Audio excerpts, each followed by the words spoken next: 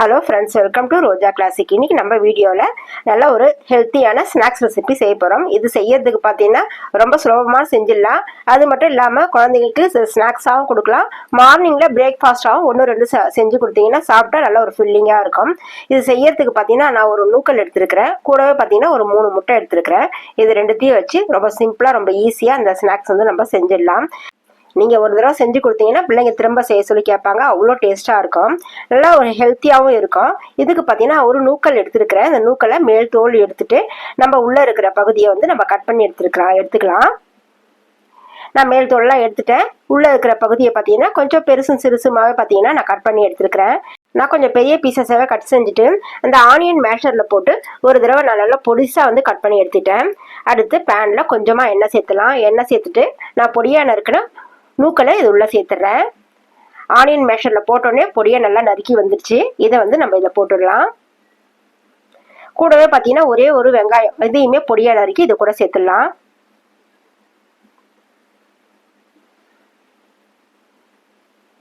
சேர்த்துட்டு கொஞ்ச நேரத்துக்கு இதை நம்ம வதக்கி விடணும். நூக்கல் பார்த்தீங்கன்னா சீக்கிரமாகவும் வெந்து வந்துடும். நான் ஒரு வதக்கி விட்டதுக்கப்புறம் ஒரு 10 பல் போல் பூண்டு பல் எடுத்து பொடியாக நறுக்கி சேர்த்துருக்கிறேன். அதே போல் ஒரு 2 பச்சை மிளகாய் பொடியாக நறுக்கி சேர்த்துருக்கிறேன். சேர்த்துட்டு இது எல்லாத்தையும் சேர்த்து நம்ம கொஞ்ச நேரத்துக்கு வதக்கி விடணும்.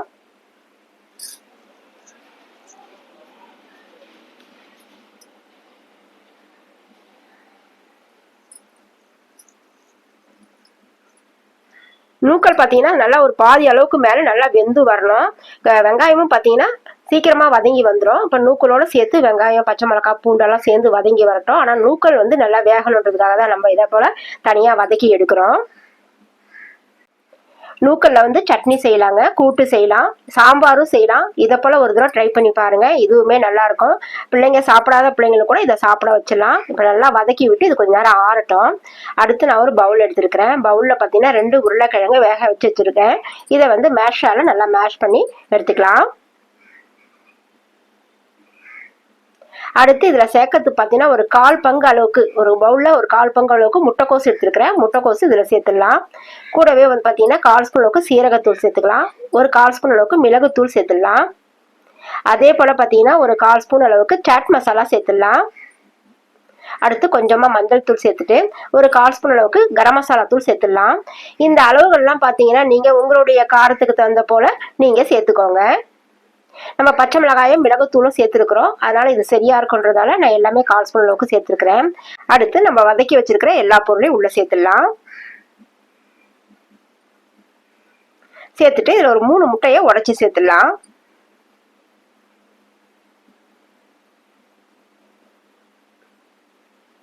சேர்த்ததுக்கு அப்புறம் இதை ஒரு தடவை நம்ம நல்லா மிக்ஸ் பண்ணி விட்டுடலாம்.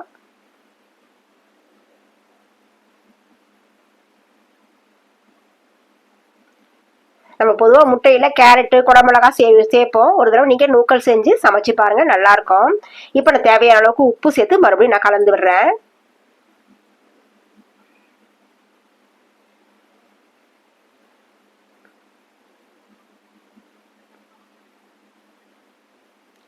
முட்டை சேர்த்து கலந்து விட்டதுக்கு அப்புறம் இதில் வந்து பார்த்தீங்கன்னா நல்லா ஒரு நம்ம விருப்பத்துக்கு நல்லா கொஞ்சம் கை நிறைய மல்லித்தழையை சேர்த்துடலாம்.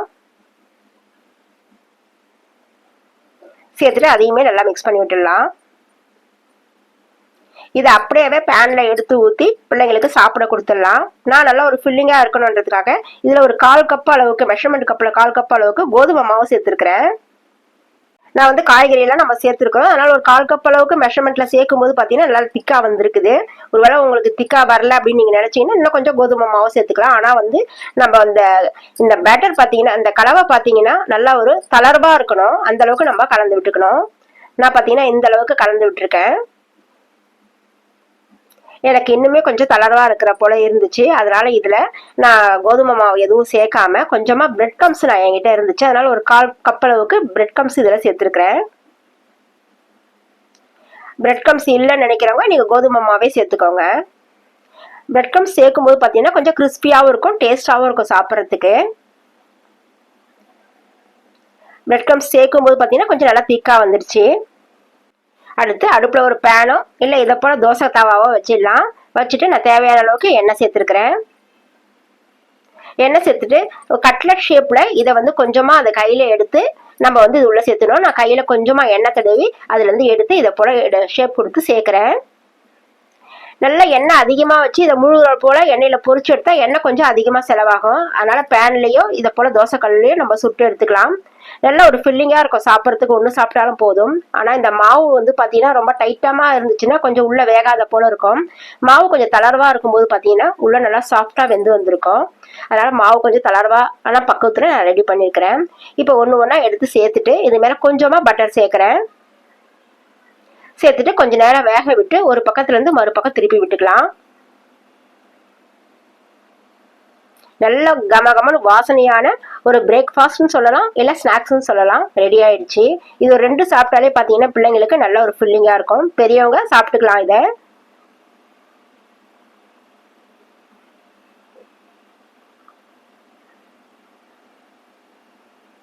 நல்ல ஒரு ஹெல்த்தியான ஸ்நாக்ஸ் ரெசிபியாகவும் இது இருக்கும். நம்ம பொதுவாக கேரட்டு குடமிளகா சேர்ந்து சமைச்சு கொடுப்போம் முட்டையோட சேர்த்து. ஒரு தடவை நூக்கல் சேர்த்து நீங்கள் சமைச்சு கொடுங்க. நல்ல ஒரு ஹெல்த்தியான ஒரு ரெசிபியாக இருக்கும். நான் 2 பக்கமும் திருப்பி போட்டு நல்லா வெந்து நல்லா மனமா வாசனை வந்ததும் அதை எடுத்துடுறேன். இதை ஒரு சாஸ் கூட பரிமாறலாம், அதோட தொட்டு சாப்பிட்றதுக்கு நல்லா இருக்கும். இல்லை வெறுமனையாவே சாப்பிட்டுக்கலாம். டேஸ்ட் வந்து பார்த்தீங்கன்னா ரொம்ப நல்லா இருக்கும். இது போல 2 பக்கம் வேக வச்சு நான் எல்லாமே எடுத்துடுறேன். மீதி இருக்கிற மாவையும் நம்ம சுட்டு எடுத்துக்கிறதுக்கு நான் மறுபடியும் இதில் சேர்த்துருக்கிறேன். அவ்வளோதாங்க, என்னோட செய்முறையில ரொம்ப சிம்பிளா முட்டையும் நூக்களும் வச்சு செஞ்சிருக்கிறேன் இந்த ஸ்நாக்ஸ் ரெசிபி எப்படி இருந்துன்னு சொல்லிட்டு நீங்க கமெண்ட்ஸ்ல சொல்லுங்க.